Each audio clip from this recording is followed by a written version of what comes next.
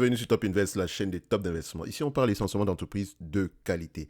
Alors aujourd'hui, on va parler du top action agro-dividende, d'accord? Donc quand on parle de top action ici, agro-dividende, essentiellement les entreprises ici qui ont un dividende de 4%, qui ont la capacité de continuer à le verser et également sur lesquels on pourrait également avoir une croissance du prix de l'action. Vous savez que sur cette chaîne-ci, nous ne parlons pas uniquement du dividende, d'accord? Déjà, le plus important pour nous, ce n'est pas trop le dividende, d'accord? C'est avant tout le rendement des bénéfices nets par action. Et quand je parle de rendement des bénéfices nets ici par action, vous devez comprendre des free cash flow. En supplément de ça, on aime bien les belles entreprises uniquement. OK? Donc, c'est normal, si c'est la première fois que vous arrivez sur cette chaîne-ci, c'est normal qu'on ne parle pas de dividendes en croissance depuis 400 ans ou des choses comme ça.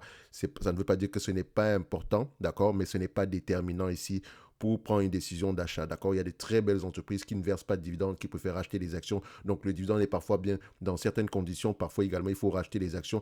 Et il ne faut pas absolument, il faut parfois couper ce dividende-là pour pouvoir permettre à l'entreprise de survivre, OK. So, il est généralement, enfin, il est la croyance, enfin, pas la croyance populaire, en fait, c'est généralement quand vous voyez une entreprise avec un gros rendement de dividende, faites attention. Première chose, faites très, très attention, ok? So, généralement, il pourrait s'agir ici d'une entreprise qui a peut-être versé un dividende exceptionnel, d'accord? Ou bien qui rencontre de gros problèmes en date d'aujourd'hui, ok? Ou qui se retrouve également dans un secteur d'activité où sur lequel le marché n'a pas, voilà, le marché n'a pas grand espoir au niveau de la continuité ici des bénéfices nets dans le temps. Par contre, je dis continuité des bénéfices nets dans le temps, c'est-à-dire qu'il faudrait savoir que les bénéfices nets restent au moins stables. Donc, le marché ne s'attend pas à ce que les bénéfices nets restent au moins stables pour les années à venir. Notamment, vous allez le voir dans le secteur de l'énergie. C'est un secteur assez cyclique et vous allez rencontrer beaucoup de compagnies qui versent des dividendes dans ce secteur d'activité-là. Donc, ce qu'on va faire ici aujourd'hui, je vais aller secteur par secteur. Quand je dis gros dividendes, uniquement au niveau des États-Unis et du Canada. D'habitude, quand je parle des États-Unis et Canada, je cite plus des entreprises américaines. Mais ne vous inquiétez pas, au Canada, on va en parler tantôt. OK? Parce qu'il y a de très belles entreprises également au Canada. Donc, qu'est-ce que j'ai fait? J'ai pris Coifin, j'ai pris mon Sriner, États-Unis. Là, j'ai mis secteur, revenu au moins 1 milliard, capitalisation boursière au moins 1 milliard. Et j'ai pris 4% de dividendes ici. La plupart des entreprises que je vais mentionner tantôt sont des entreprises qu'on a déjà analysées sur cette chaîne-ci. Et certaines également sont des entreprises sur lesquelles j'ai déjà un tout petit peu lu. OK?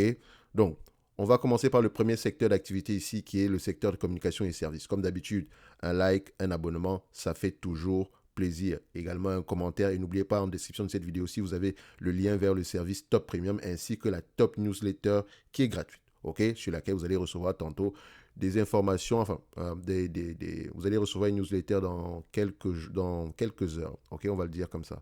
Donc, secteur de la communication et services. Vous savez déjà quelle entreprise je vais citer dans le secteur de la communication et services. On l'a toujours cité ici, d'accord? Et je vous encourage vivement à aller lire les rapports financiers. Je ne vais même pas m'attarder dessus. Les deux entités que vous avez sous les yeux, c'est Verizon et AT&T, ok? Donc, on les a cités précédemment. Je continue à les citer et je m'arrête là, d'accord? Les vidéos existent sur la chaîne. Donc, on continue ici. Donc, le premier secteur d'activité. Le second secteur d'activité, c'est la consommation discrétionnaire. Vous devez savoir que dans la consommation discrétionnaire, ici, c'est celui qui aura tendance à souffrir ici à court terme. OK? So, vous allez voir ici des entreprises qui sont, voilà, des entreprises comme comment on appelle ça, Best Buy, ce genre de choses-là. OK? So, dans ce secteur d'activité, vous avez peut-être une entreprise comme AAP, donc Advance Auto Part, qui vend ici, voilà, on le prend ici, AAP. On va sur Zone Bourse. AAP, qu'est-ce qu'ils font? AAP, on met ça là, et voilà. Donc AAP ici, distributeur nord-américain de pièces détachées, prix de rechange, etc. D'accord? So, maintenant, AAP, on a déjà analysé cette chaîne-là, cette entreprise-là ici. Qu'est-ce que ça donne ici en termes de bénéfices net par action? Et il faut qu'on s'arrête quelques instants ici. OK? Nous avons une entité ici qui a gagné énormément d'argent durant la période précédente. Okay? C'est également une entreprise qui rachète massivement ses actions. C'est également une entreprise qui vient à peine de commencer à verser un dividende. Okay? Aujourd'hui, ce dividende qu'elle verse en date de ça, ce sont les free cash flow. Ces free cash flow, la raison pour laquelle on a 4,91$ ici, elle est sans doute justifiée. Okay? Donc, si on les prend ici en termes de bénéfices nets, comme je l'ai toujours dit, les free cash flow égale au moins à bénéfice net. Quand free cash flow est inférieur à bénéfice net, c'est parce qu'il y a une situation qui est peut-être temporaire. OK? Donc, il faut toujours aller vérifier laquelle. OK? So, vous remarquez ici que nous avons une entité ici qui s'attend à avoir des bénéfices nets de 10,64 $. Après ça, on s'attend à une certaine croissance dans le futur. Est-ce que les analystes ont tendance à avoir raison ici? Oui, c'est une très belle entreprise. 4,88% de dividendes et on va s'arrêter là. Vous savez, généralement, les gens attendent à acheter des entreprises qui versent un dividende depuis 400 ans en augmentation, année après année, nanani, nanana. Regardez celle-ci, 0,24 de dividendes ici pendant plusieurs années, plus d'une dizaine d'années ici. Et à partir de 2020, la politique de versement de dividendes a changé. Vous pensez qu'elle faisait comment pour retourner l'argent aux actionnaires entre-temps? Parce que là, entre-temps, elle a gagné de l'argent. Hein. Elle faisait quoi? Elle rachetait ses actions, les amis. OK? Elle rachetait ses actions et depuis le début, par exemple, je vous prends un exemple tout bête, on va prendre ça ici. Regardez. L'entreprise ici cote aux alentours de combien disons en 2007, le plus bas ici, c'est disons $80 l'action. À $80, on vous vendait cette entreprise aussi qui avait la capacité de vous verser ici, on vous vendait cette entreprise à $80 l'action, alors qu'elle avait la capacité de vous verser ici aux alentours de $7. Parce que cette période-ci, certainement, c'était une période, voilà, c'était une période sur laquelle il y avait, il y avait peut-être eu une situation temporaire. Et c'est une entreprise qui avait l'habitude d'être, qui a l'habitude d'être aux alentours de 5 à 6 $ ici par action. OK? Donc 7 à 6 $ par action. Donc elle avait la capacité de vous verser à peu près $7 par action. Ici, vous l'achetez à $80, c'est un rendement de 8,75%. Alors qu'ici, le rendement de dividende à cette période était de 0,24. Admettons que vous l'avez acheté à $84 l'action. Quand on verse aujourd'hui $6 l'action à tout le monde au prix de $122, vous qui l'avez acheté aux alentours de $6, de $80 l'action, d'accord?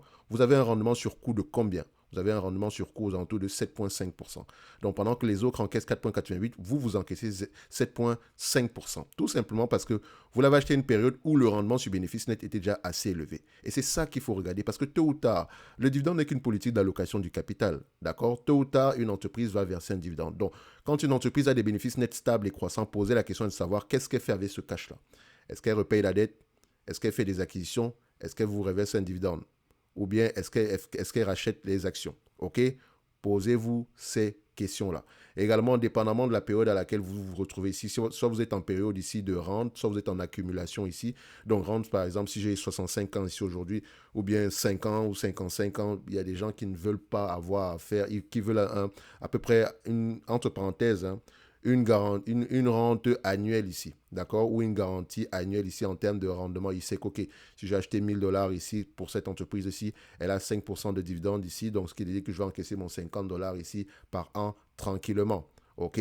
Mais certaines personnes plus jeunes veulent non seulement le dividende et la performance. Donc, les deux sont liés. Ne pensez même pas que c'est différent. Les deux sont liés. Pour avoir un dividende élevé dans le temps, dans le futur, il faut acheter une entreprise à un prix premièrement, au minimum correctement évalué s'il y a de la croissance supplémentaire dans le futur. Sinon, sous-évalué. Faites très attention. Maintenant, Advance Auto Part ici, ça sera à peu près là. On va prendre cette compagnie-là. Donc, AAP. Je le mets ici en ticker symbole. Ce sera plus facile pour vous.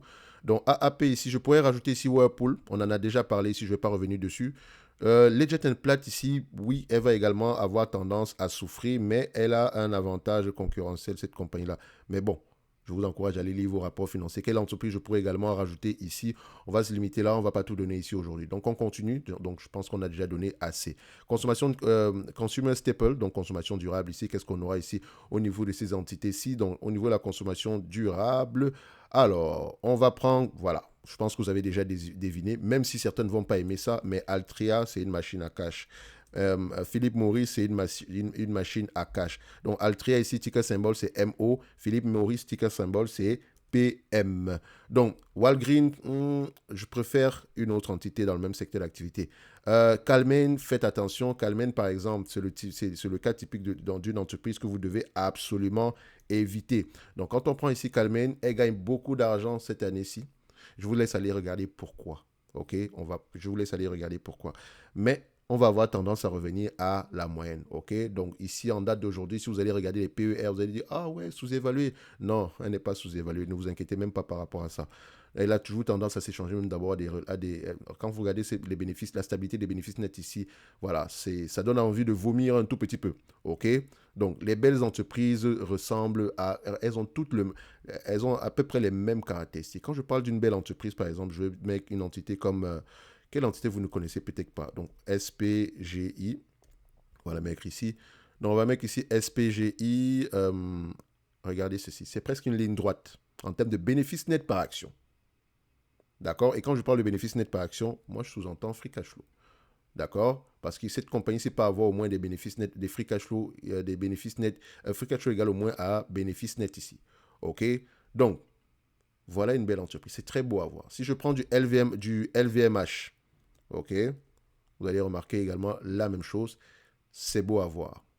Si je prends par exemple du Kering, OK? Ça ressemble à quoi? Donc, Kering, on aura ça. C'est également beau à voir. Mais quand vous allez prendre des entités comme Calmain, d'accord? Je ne sais pas ce que vous attendez à voir dans le futur. Vous pensez que c'est quoi? C'est un nouveau paradigme? Faites très attention. Donc, on continue ici. Donc, je vais mettre Philippe Maurice Altria ici, d'accord? Donc, prochaine entreprise sur le prochain secteur d'activité ici, c'est le secteur de l'énergie. Secteur de l'énergie, je ne vais pas m'y attarder, je ne vais pas prendre d'entreprise dans ce secteur-là, tout simplement parce qu'il y aura énormément d'entreprises qui paraissent sous-évaluées, alors qu'elles ne le sont peut-être pas. Il faut faire très attention. Également, il y a des entreprises qui ont également une énorme dette ici. Et également, certaines entreprises ici, on gagne beaucoup d'argent en date d'aujourd'hui. Notamment, je pense qu'on a Tourmaline, un truc comme ça, qui est une véritable, entre parenthèses, aberration. Pour tous ceux qui ont réussi à l'avoir à un prix assez intéressant ici, tant mieux pour vous. D'accord? C'est une belle entité. D'accord? Au prix actuel, la situation est simple. Si l'entreprise, il faut qu'on, comme je vous ai toujours dit, le secteur de l'énergie est très particulier. Il ne faut pas le regarder comme ça et se dire que non, c'est facile, achetons par rapport aux bénéfices net en dessous. Non, non, non.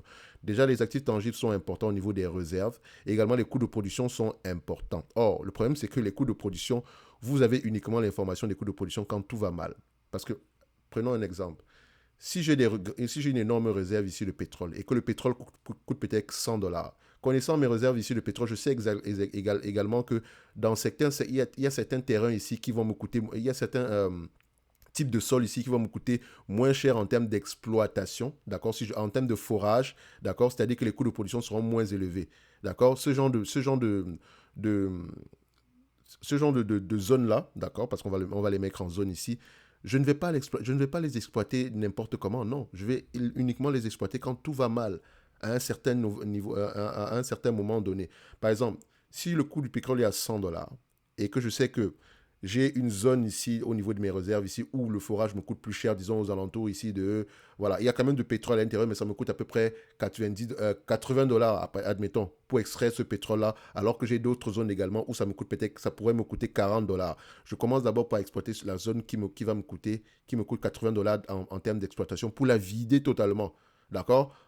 Je vais quand même avoir une certaine marge, même si elle sera moins élevée. Donc, je mixe les deux. J'exploite plus la partie qui me prend beaucoup d'argent, tout en sachant que je vais pouvoir récupérer cette somme-là. Parce qu'aujourd'hui, les prix sont à un niveau assez élevé. C'est dit comme ça de manière facile, d'accord? Ce n'est pas exactement comme ça que ça se passe dans le secteur d'activité. Il y a quand même un tout petit peu de planification, mais c'est à peu près, c'est pour juste vous donner une certaine image. Donc, quand vous allez regarder Tourmaline, c'est sous-évalué.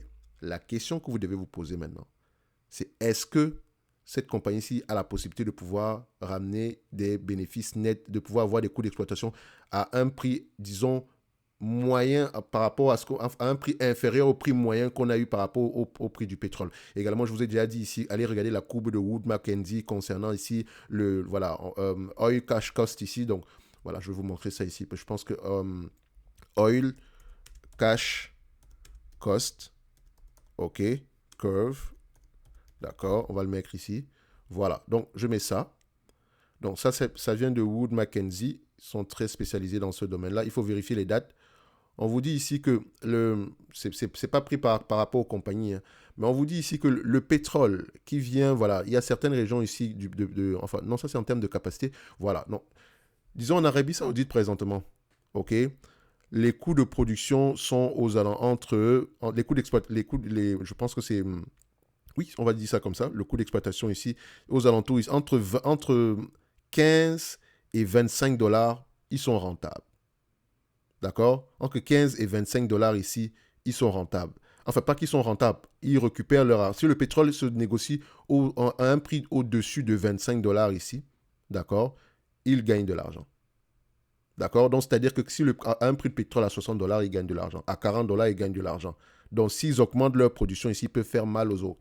Prenons par exemple l'exemple du Canada. Le Canada ici, il y a certains terrains ici, donc il y a certaines réserves ici qui demandent à peu près moins de 10 dollars ici en exploitation, en coût de production, en coût de production, moins de 10 dollars. D'accord, il y en a certains maintenant. Est-ce que Tourmaline fait partie de celle-là? Point d'interrogation. Il y a également certaines réserves ici qui demandent à peu près qui ont un coût d'exploitation ici, de certaines concessions, on va le dire comme ça, qui ont un coût d'exploitation ici aux alentours de 60 dollars. Donc, ça dit qu'un prix de pétrole inférieur à 60 dollars, elle ne va pas gagner d'argent. D'accord, donc c'est important de savoir quel est le coût de production de la compagnie. Mais bon courage à vous parce que je sais que c'est une information que vous n'obtenez pas aussi facilement. Vous allez jamais voir ce genre d'information là quand tout va mal. Bref, c'est pas une vidéo ici pour parler du secteur de l'énergie. Juste pour vous dire que je ne vais sélectionner aucune entreprise ici. Et si je devais sélectionner une entreprise, j'aurais préféré les entreprises les majors comme les ExxonMobil. Ok. Et puis d'ailleurs même si on n'a pas 4% ici de rendement, on va mettre ExxonMobil. Ok. Voilà, comme d'habitude. Maintenant, on continue. Prochain secteur d'activité. Comme je dis toujours, un like, un abonnement, un commentaire, ça fait toujours plaisir. N'achetez pas ces entreprises-là parce que quelqu'un vous l'a mentionné sur YouTube. Non, c'est juste pour susciter de l'intérêt et du questionnement. C'est tout. Dans le secteur financier, pas de banque, pas d'assurance. Ce n'est pas parce qu'il n'y a pas de bonnes entreprises dans le secteur des banques et des assurances, mais j'évite généralement de vous mentionner ce genre d'entité-là. J'évite parce que je sais pertinemment que les banques et assurances, les gens, vous ne faites pas le devoir, le travail d'analyse qui est nécessaire pour pouvoir évaluer le risque d'investissement dans ce genre d'entité-là. Vous allez vous fier aux éléments quantitatifs, c'est une bonne chose, mais parfois, même les éléments quantitatifs, vous ne savez pas les utiliser. OK?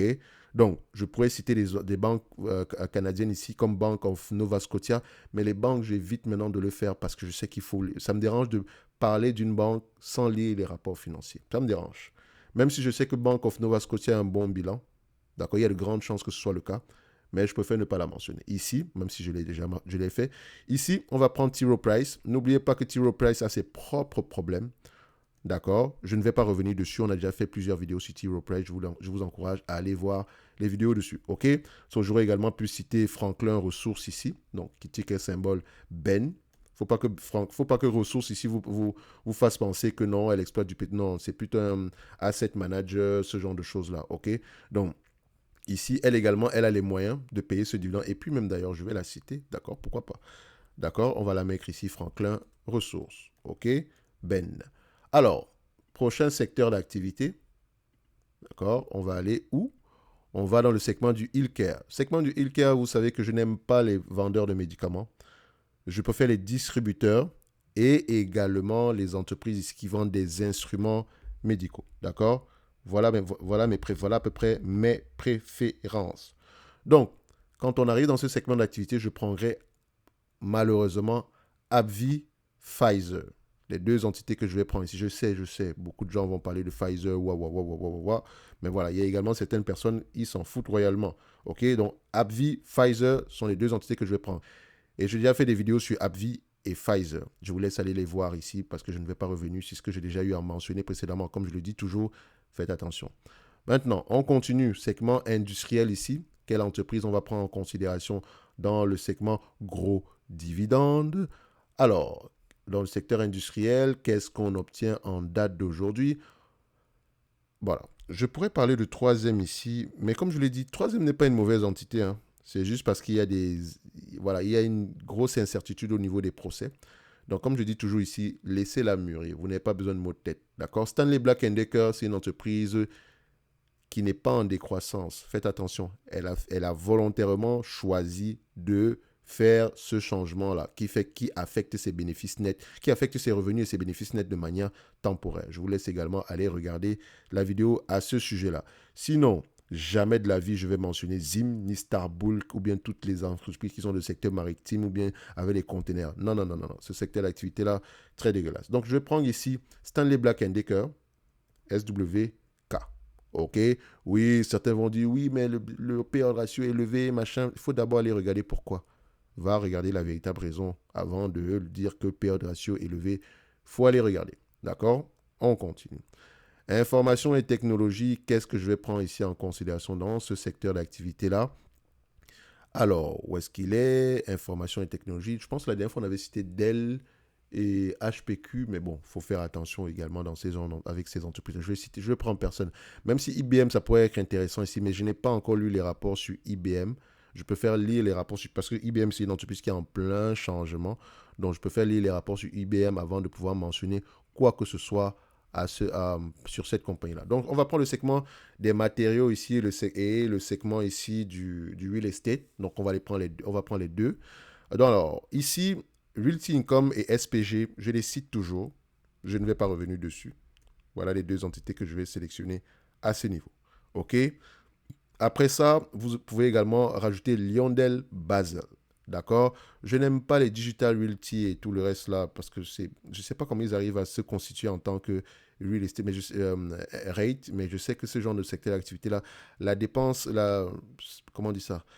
Le coût de renouvellement des infrastructures est assez élevé. Ils louent des data centers, pas des entrepôts, mais des data centers, dont des appareils, des places dans des appareils. L'appareil en lui-même, il a une durée de vie. Il faut toujours être à la pointe de la technologie, donc ça demande un remplacement énorme. Là où, par exemple, comment on appelle ça? L'immobilier va prendre la valeur avec le temps, en fait, leurs actifs ils ont des actifs qui vont être dépréciés avec le temps. C'est très, très différent. Faites très attention. C'est la même chose ici. Bon, public storage, on pourrait dire que la compétition est rude dans ce genre de secteur d'activité-là. C'est pas que c'est une mauvaise entité, ça reste assez correct ici. Donc, je prends une autre entreprise ici dans le secteur ici des matériaux. C'est Lyondell Basel. On en a déjà parlé, la vidéo est sur la chaîne. Vous pouvez également rajouter WP carré ici. Donc, WPC, j'aime bien. D'accord, WPC. Après ça, quelle autre entreprise ici? Voilà, je pense qu'on va s'arrêter là, d'accord? On a déjà donné assez d'entités ici, même si on aurait pu rajouter un nom. Scott Murray gros ici, il faut faire attention. SMG. C'est une entité, je ne dirais pas qu'elle elle est surévaluée en date d'aujourd'hui. Ça pourrait être intéressant à aller creuser. Oui, vous allez dire que les bénéfices net ont baissé. Déjà, il faut comprendre pourquoi est-ce qu'ils ont augmenté à cette période-ci. Confinement, jardinage, relation avec cette compagnie-ci. En plus, également, il y avait tout ce qui concerne ici le segment qui vend à peu près du matériel ici pour tout ce qui concerne la marijuana, etc. Donc, ça pourrait être intéressant d'aller creuser sur SMG ici. Je ne la mets pas sur la liste, mais je voulais mentionner ici. Allez-y regarder. Donc, c'est-à-dire que si on récapitule un tout petit peu, on a ici Verizon, AT&T, Advanced Autopart, Whirlpool, Philip Morris, Altria, ExxonMobil, T. Rowe Price, Franklin Resources, Pfizer, AbbVie, Stanley Black Decker, SPG, comment on appelle encore cette compagnie-là, Realty Income, Lyondell Basel et WP Carey. Après, oui, c'est normal en fait. Plus vous allez regarder plus vous allez avoir l'habitude de regarder les entreprises, vous allez avoir tendance ici à retenir à peu près les ticker symboles. Ok, ne vous inquiétez pas par rapport à ça. C'est juste une question d'habitude. Bref, c'est terminé aujourd'hui pour le top gros dividende USA, Canada. Ok, même si on n'a pas d'entité canadienne sur la liste ici. Alors, je vais dire, comme je le dis toujours, hein, c'est juste pour susciter de l'intérêt et du questionnement. Un like, un abonnement, ça fait toujours plaisir. Ça donne de la force et ça permet de continuer à chercher de bonnes entités pour vous. Comme je l'ai dit ici, la plupart de ces entités-ci sont intéressantes à aller approfondir un tout petit peu. Certaines ici, vous les connaissez. D'accord? Mais ça ne fait pas de mal de toujours le rappeler. Parce que d'aucuns pensent que parce que j'ai acheté une entreprise à 10 dollars et qu'elle a 15 dollars ici aujourd'hui, je n'ai plus envie de, entre parenthèses, rajouter.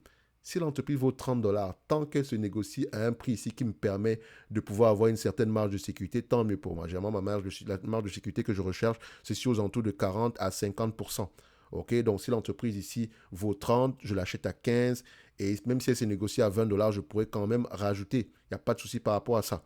Donc, la stratégie basée, entre parenthèses, sur les dividendes demande un réinvestissement également. D'accord? C'est-à-dire que quand je reçois mon dividende, ce n'est pas pour l'encaisser, aller faire la fête. Non, non, non. Dépendamment de la période dans laquelle vous vous situez dans vos vies. Parce que comme je l'ai dit ici, quelqu'un de 30 ans ne va pas se comporter de la même façon que quelqu'un qui a 50 ans. On n'a pas les mêmes problématiques. OK? Donc, on va se donner rendez-vous sur la prochaine vidéo. Et d'ici là, portez-vous bien. Lien dans la description pour le service Top Premium ainsi que la Top Newsletter gratuite. Merci.